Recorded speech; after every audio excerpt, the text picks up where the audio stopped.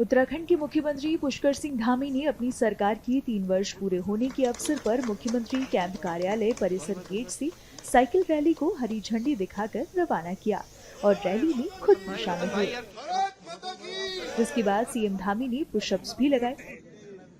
साथ ही वहां मौजूद बच्चों और युवाओं से मुलाकात की और सभी को स्वस्थ रहने का संदेश दिया। फिट इंडिया फिट उत्तराखंड के तहत सीएम धामी का सम्मान भी किया गया, जिसे मुख्यमंत्री ने पूरे भाव के साथ स्वीकार किया। सीएम धामी ने कई युवाओं को सम्मानित भी किया और फिर अपने स्वास्थ्य का ख्याल रखने की शपथ भी दिलाई। अपने परिवार के सदस्यों और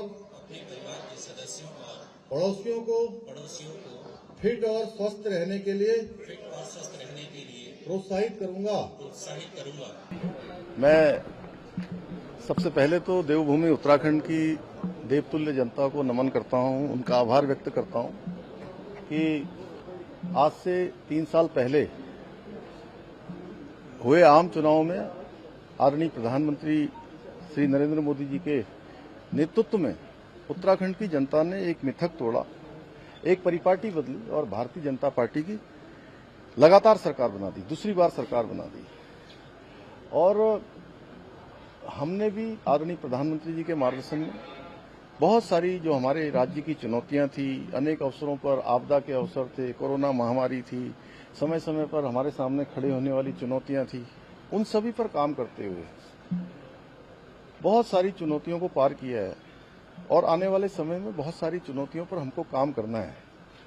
आज हमने देवभूमि उत्तराखंड को ये गौरव प्राप्त हो गया कि देवभूमि उत्तराखंड समान नागरिक संहिता यूसीसी को लागू करने वाला देश का पहला राज्य बन गया।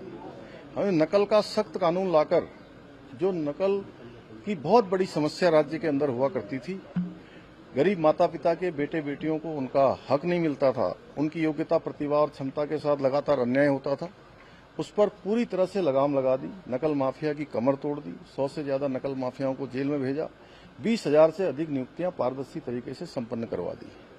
धर्मांतरण का सख्त कानून हम लेकर आए, दंगा रोकने का कानून लेकर आए, लव जिहाद हो, लैंड जिहाद हो, अवैध अतिक्रमण हो, अवैध मदरसे हो, उन सभी पर हमने कार्रवाई की है और राज्य के अंदर अतिक्रमण हटाने का यह अभियान हमने मिशन के तहत लिया है। नवाचार के मामले में भी हम आगे बढ़ रहे हैं। आज राज्य हमारा सतत विकास के लक्ष्यों को प्राप्त करने में पूरे देश में भारत सरकार के नीति आयोग की रैंकिंग में पहले स्थान पर है। बेरोजगारी दर में 4.4% की हम कमी लाए।